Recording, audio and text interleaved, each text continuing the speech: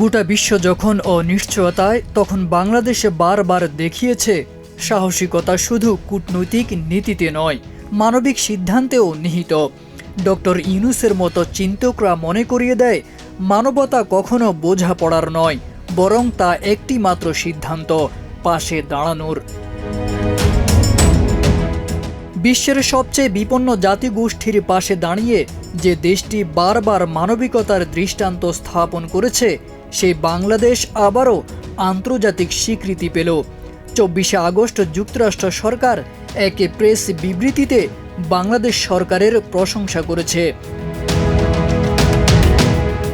বিবৃতিতে উঠে এসেছে না বলা অনেক কাহিনীর প্রতিধ্বনি, যেখানে একজন মানুষ, একটি নেতৃত্ব, একটি মানবিক দৃষ্টিভঙ্গি জাতিকে উৎসাহিত করেছে সহানুভূতির পথ দেখাতে।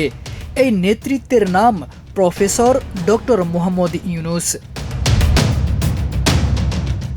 যিনি শুধু শান্তিতে নোবেল জয়ী নন, বরং মানবতার শান্তির এক অদম্য দূত। মানবিক ইউনূসের দৃষ্টিভঙ্গি ছিল সংকটকে সম্ভাবনায় রূপান্তর করা। তার দর্শনের বাস্তব প্রতিফলন দেখা গেছে রোহিঙ্গা সংকটে বাংলাদেশের ভূমিকার মধ্যেও। নতুন বাংলাদেশের এই স্বপ্নদ্রষ্টা বারবার বলেছেন, মানবিকতা কখনো সীমান্ত মানে না। মানুষ যখন বিপন্ন, তখন তাদের পাশে দাঁড়ানোই সবচেয়ে বড় দায়িত্ব।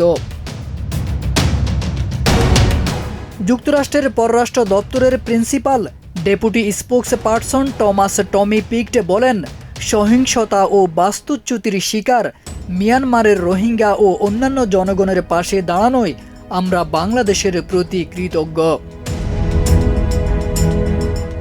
এই সংকট শুধু একটি দেশের নয়, এটি সমগ্র মানবতার।